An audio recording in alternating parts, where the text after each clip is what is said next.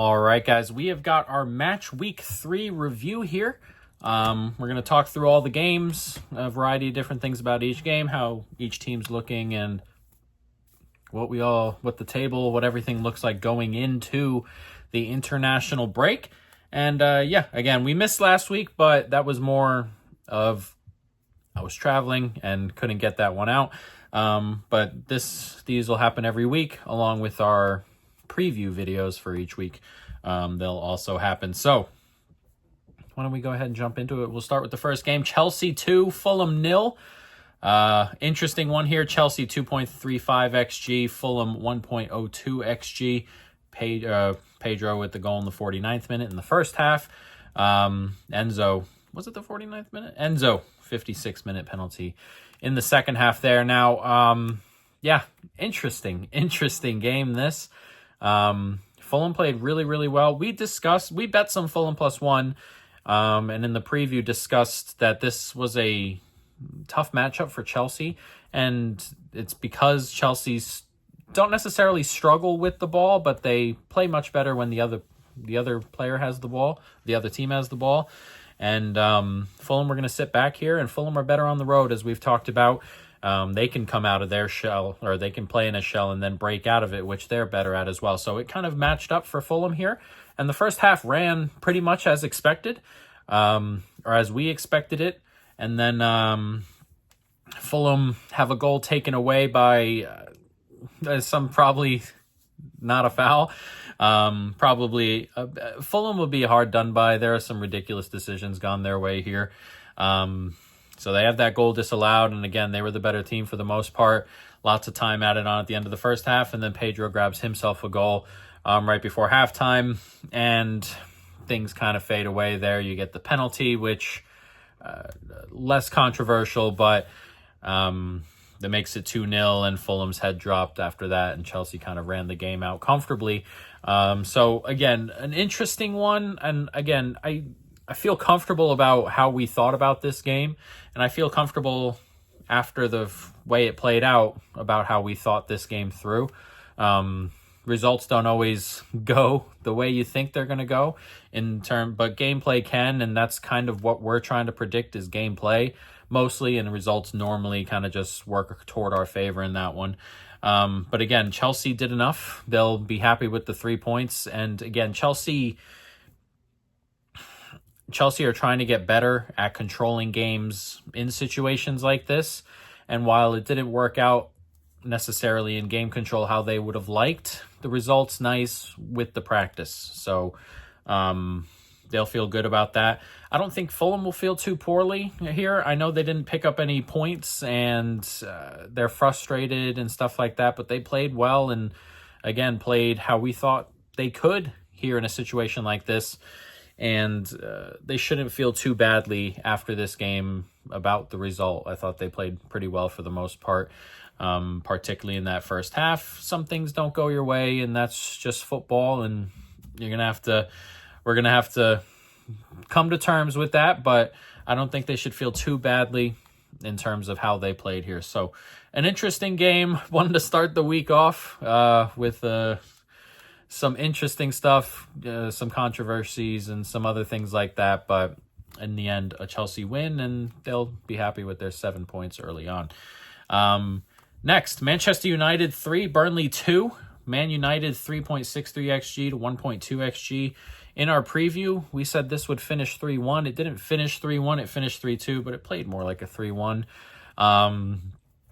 Cullen own goal started it off, and then Burnley tied it up with Foster. Mbomo goal. Mbomo, whatever. Every time I hear somebody else say it, it's different.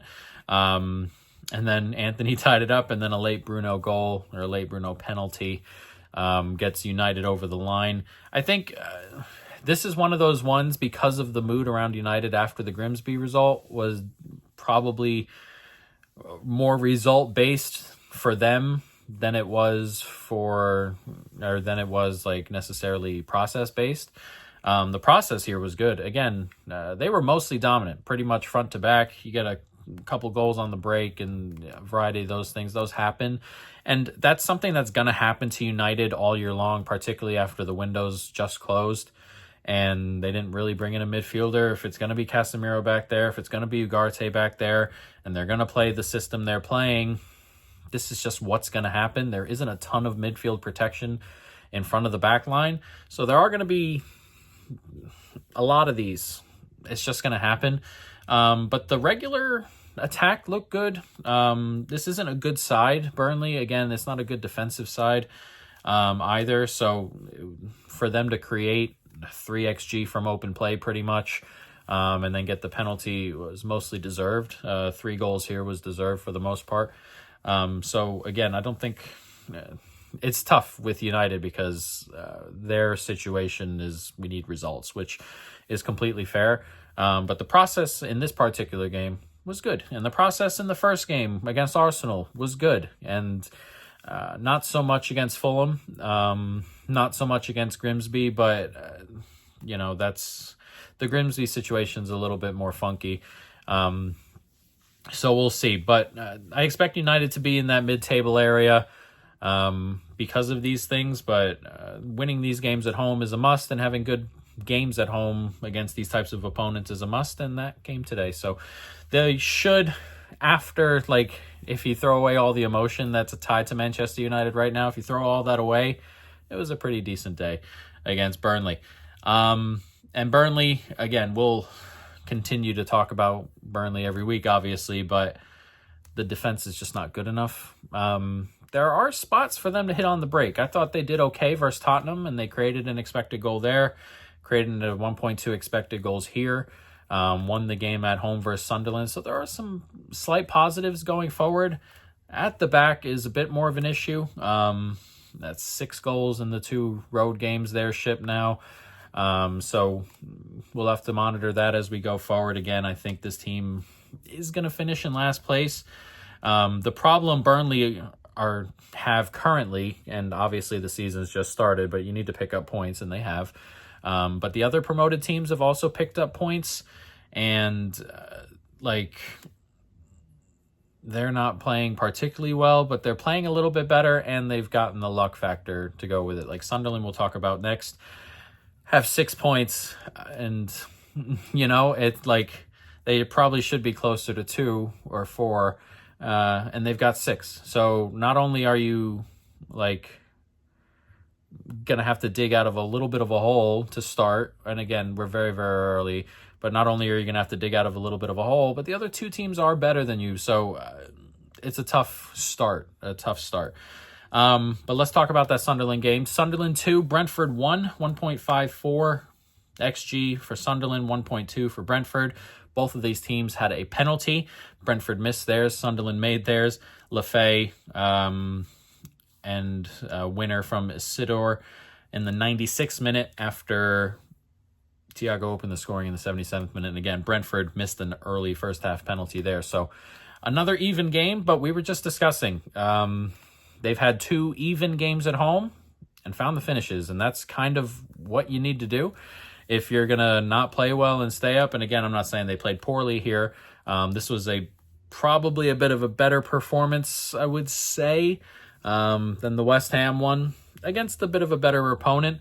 So that's always a step in the right direction. But again, the most important thing in here is grabbing the goals when you're not necessarily out playing. You look at these 2 results and you look at the way the games went and the numbers and all that fun stuff. That's probably 2 draws here and West Ham, and you get 2 wins. And that's obviously huge for a team whose goal is to not get relegated, to get 6 points in your first 9 and do it when you're not necessarily outplaying anybody. It particularly hurts when you're dominating games and not getting home. Like Leeds will feel pretty bad. Not that they dominated Newcastle, but they go through their dominating periods in games and don't score goals. And Sunderland don't have really any dominating moments in games so far, but they've scored the goals they've needed. Isidore has 2 really good finishes now. The one that made it 3-0 against West Ham, and the one that won the game here was a tough header. And again, that's kind of all you're looking for. Just trying to if you can get a little bit of overperformance here and there, and they've started with a little bit of overperformance, the finishing in these 2 home games has been excellent. They have created like 2 expected goals, and they've got 5. So you're going to need a little bit of that going along the way. You just hope it comes at the right times, in the right games, in the right moments. And so far for Sunderland, it has. Again, I like some of their stuff. I like the athleticism, the size along the back line and stuff like that. It's tough for me to look at these 2 performances at home against Brentford and against West Ham, who, again, I think West Ham will be toward the bottom there, and I think Brentford will be in the 13th, 14th area.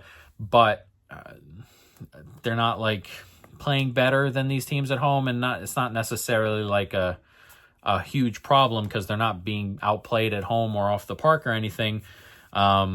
But in terms of if you're going to play even with all the bottom teams at home, that's normally not like a recipe for staying up.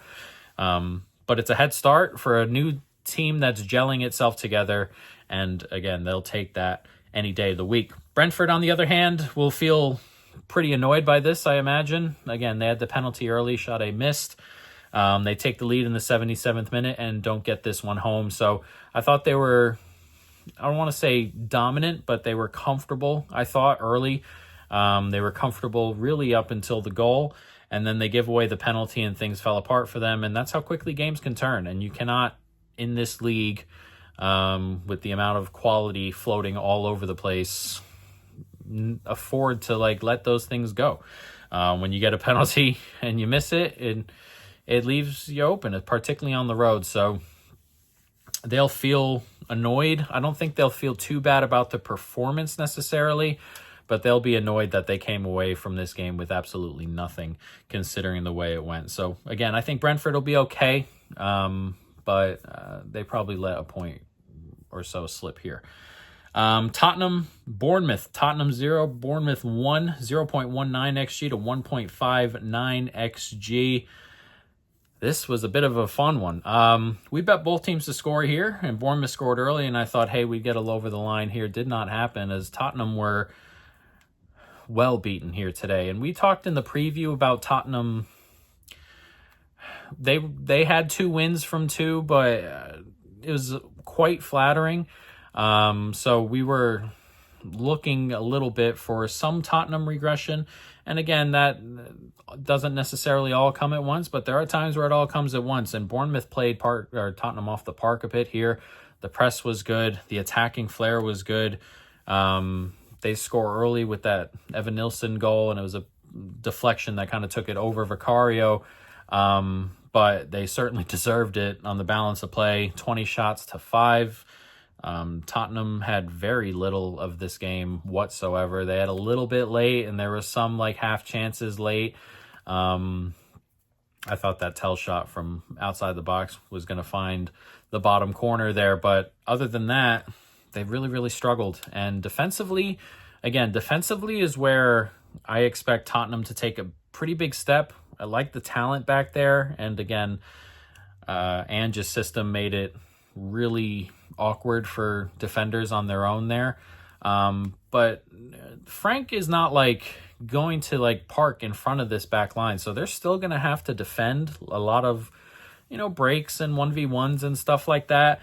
And wasn't particularly great today, and it hasn't been necessarily fantastic so far, but it's not going to necessarily get loads better because, again, Frank is kind of open, and he was kind of open at Brentford, and he's going to be sort of open here. And the way they play, we'll be looking for goals first. So, again, there's more structure here than there was with Ange, and there's just not as much structure, obviously, that you'd find at like an Arsenal, and there's very few teams with that kind of structure.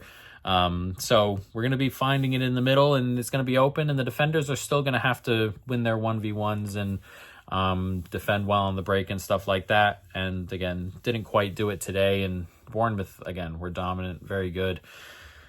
We've talked about Bournemouth, and Bournemouth have started really well. Bournemouth will be upset to not have gotten anything at Liverpool on the opening day, which is a very tough fixture. They beat Wolves comfortably, and they come to Tottenham and beat Tottenham comfortably. Again, this was a team that was my 6th power rated team at the end of last year, considering how good the numbers were. And obviously they rotate out 4 out of the 5 in the back line and goalkeeper, but the manager's still very, very good. The talent up front is still very, very good. Semenyo is still here. The structure is still here. Like, this is going to be a good team, a top half team, and a team in particular when you go on the road to is the Vitality, like, they're going to be tough to beat. You cannot expect to play Bournemouth and have an easy game at any stage, and they're going to make it tough for you. They're going to press well. They're going to play as a team. They are very, very, very good. Next, we have Wolves and Everton. Wolves 2, Everton 3, 1.11 XG to 1.93 XG. Everton with the early goal. Wolves hit back, and then 2 more for Everton, and Wolves get one back chasing, but never quite get over the line here. Everton, attacking-wise, we discussed it. They're probably going to be a bit better. Ndai's good. Beto's started the season well. He scored another goal today, opened the scoring.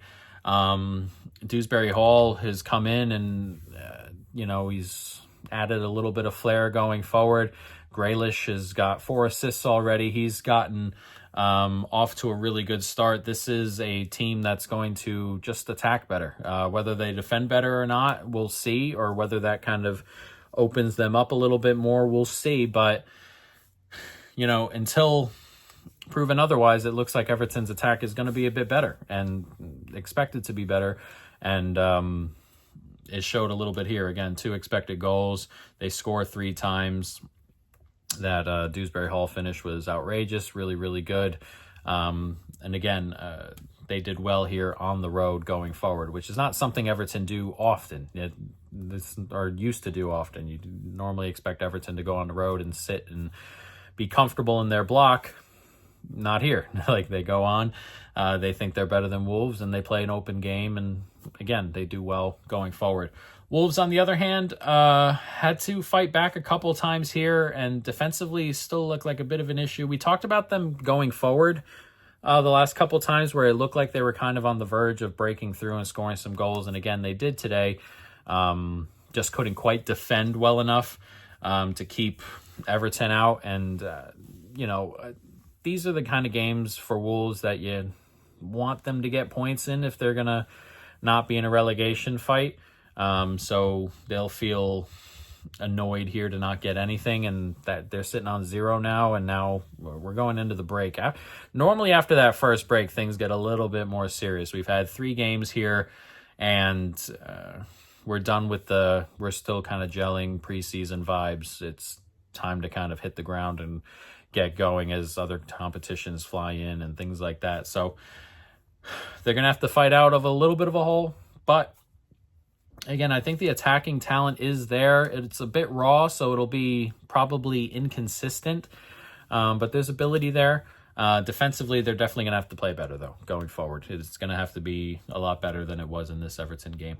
Everton are a top-half threat, genuinely. This is a team that could, cause problems. And again, this is a team that has 6 points now, and they've got attacking talent up top, which is something Everton don't normally have a bunch of. So we'll see where they go. They could be in for a good year going forward. Leeds 0, Newcastle 0, 0.69 to 0.46. This is something we looked at in the preview and said could be very, very slow. We bet first half under 1.25. Again, that was pretty comfortable, as that's 0-0 and the whole game ends 0-0. Newcastle come in with injuries. Schär, Joelinton, Gordon wasn't playing, and they're kind of short up front on attackers.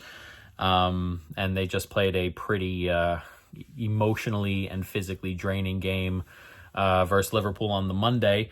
And Leeds, we've talked about, the press is really good. I really like how the press plays, particularly in the first half, and that kind of happened again today, like it did against Everton, where the press was really, really good in the first half. In the second half, it kind of drifts a little bit, and that's to be expected, just in terms of intensity and just the human body in general. But Leeds at some stage are going to have to turn some of that press into goals, and they haven't really yet. Again, they've only scored the one now. I like how solid they are defensively in midfield. Again, I like the press, but the attacking players, when they turn the ball over, somewhere along the line, these have to turn into chances. They're not even really turning into major chances. They're just turning into some shots here and there, but like 0.69 here, and then in the Everton game, they created like 1.2 with a penalty. You know, like we're talking like 1.3, 1.4 XG from open play now over 3 games, which, again, away to Arsenal's in there. But 1.3, 1.4 open play XG at home is going to be a problem. And again, Newcastle are talented and structurally really good. So it's difficult here. And I expect when they play like the Burnleys at home, the Brentfords at home, the West Hams at home, they could have more success turning that stuff into shot actions and good chances and stuff. But otherwise, you're going to end up with a lot of draws. And somewhere along the line, to stay up and be comfortable, you're going to have to get some wins in there. So again, they took one versus Everton, and they'll be comfortable with their 4 points. But that is something they definitely need to work on. Newcastle, on the other hand, again, this was always going to be a really tough game for them. Missing players, missing a player in all 3 phases of the team. Again, the way the Liverpool game went in terms of intensity, in terms of emotion, in terms of how that game actually went, to play with 10 men physically for 45, 50 minutes is very difficult. It's taxing on the body. And then to lose it the way they did, just emotionally, all that stuff, it was going to be a tough game here at Leeds. And they get out with a draw, and I think they'll be all right with that. Brighton 2, Man City 1, 2.3 XG to 1.82 XG. This was a really interesting one. We bet some Man City money line, which did not get there, of course, as Brighton win this one outright. Man City started this game how I expected the entire game to go. They were pretty dominant for 70 minutes. They get the goal from Haaland. They're mostly comfortable. And then they give the penalty away to Milner, and Milner converts it in the 69th minute. And then from there, it's a little bit more open. It's a little bit more nervy. And Gruda scores a really great goal. Run through the middle there. Great composure to beat the defender, beat the goalkeeper, and just slide it into an empty net. A really great goal. But again, it's tough to look at this. Like, City, obviously, the standards are through the roof here. We got to be challenging for the title, especially after what happened last year. Bring some players in, all that funky stuff.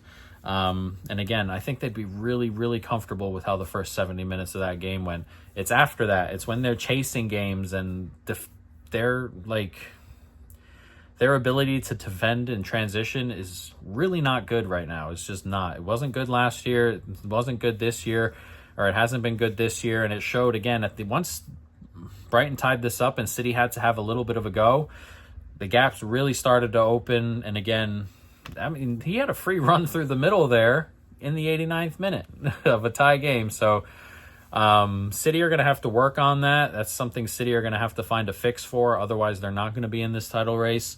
That's 2 losses in a row for them going into the break. Vibes probably aren't too great over there. There's plenty of talent, and I expect some sort of bounce back, but that transition defending is really, really bad right now. And Brighton, they'll feel pretty good. Again, they created plenty at Everton. That game they lost 2-0. They created plenty here. That first game versus Fulham was a little bit even, but they've created plenty here. And they'll feel pretty good, I think, going into the break, especially after a win like that. But the performances have been okay. And they'll hope that they can just continue going forward that way. So, good day for Brighton, not so good for City. Things to work on over there on the blue side of Manchester. Nottingham Forest 0, West Ham 3, 0.73 XG to 2.42 here. This was an interesting one. West Ham came in and just said, break us down. And this is not how West Ham have been playing to begin the season. They were a little bit more solid here and a little bit less of holding on to the ball and letting up counterattacks, which is difficult for Forest because Forest need that space. And when Forest don't grab their early goal, which is been it's happened a lot over the last year or so, grabbing that early goal. When they don't grab that early goal, they struggle to create, and they've struggled to create today. They held a lot of the ball, which West Ham, well, it's better for West Ham that the opposing team holds a lot of the ball. They held a lot of it today, couldn't break West Ham down, and West Ham just hit on the break late, turnover, Bowen with a great finish, and then the floodgates opened, I guess. Somerville had a really nice cameo after his injury, came in, did enough in the opener, won the penalty that Paqueta scored. That Paqueta celebration was really great, by the way, and then Wilson grabbed one late as well as Nottingham Forest chase. But again, this is going to... I know they've made signings and stuff, but I still expect Forest to have a really difficult year here. It's just the way they play and just a lot of the things that have to go right for their perfect game state. Like, they have to score early. They have to then, like, be able to get into their block and then hit on the break. Doesn't happen a ton in the Premier League most of the time. Last year was a bit of an outlier with how often they scored early and how clinical Chris Wood was, but Wood's getting older, and just regular XG regression might mean that he doesn't score a lot of those chances necessarily. So I think Forest could have a bottom half of the table year still. They'll be okay with how they started, but they won't be particularly happy with how that game went. West Ham were a little bit different than they normally have been today. Again, sitting in the block and not necessarily holding a lot of possession, and they were defending well as a unit, and they played well today, and again got the reward with the really good Bowen finish and, you know, the things that came after it. So maybe good vibes going into the break for West Ham. We'll see. But again, they'll be happy to get points off the board, or points onto the board, and they'll be happy to kind of push forward there. Whether this is the way they play going forward or Potter tries to continuously push his system and stuff, we'll see. I don't think the system is a good marriage with the players they've got. And I thought today was probably their best route in terms of winning games, winning points and stuff. But also it'll be a long season if that's the case, and it'll be, you know, one of those, we're just trying to stay up, just grab a point here and there, defend well, and let Bowen do what he can, let Paqueta do what he can. So we'll see going forward, but an interesting result for sure. The big game of the weekend, Liverpool 1, Arsenal 0, 0.52 XG to 0.49 SG. The winner coming from that Szoboszlai unbelievable free kick. This is an interesting one. I thought Arsenal did really, really well for the first 45 minutes, 45, 50 maybe. They were holding on to the ball really well. Liverpool really couldn't get too much of a sniff. The press was good. That being said, they didn't really create much. Nobody created much of anything the entire game. Madueke had a good game, but Kirkez also had a really good game back there. So Madueke being their their best attacking player, and all those actions mostly ending in a Kirkez block, made sure that nothing really got done in this game. Their best chance in the first half was that Madueke shot on the corner rotation, and it's not a high XG kind of shot. It's not one of those ones you expect to go in.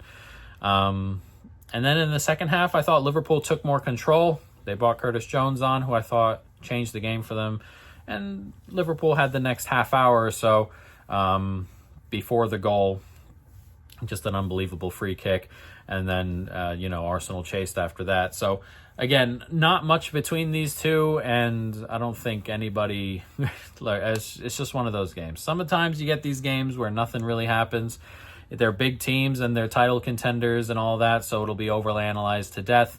But two teams that cancel each other out, and two teams that every time they play seem to just cancel each other out, and that's just kind of what it is. And that's going to happen in Arsenal games in particular because it's just the way they play games. And again, they played their game today. They're going to continue to play their game. They had a ton of corners. They do a lot of the nitpicky stuff, and that's just how they're going to play. And you're going to have to beat that. And again, it's a moment of magic that wins it.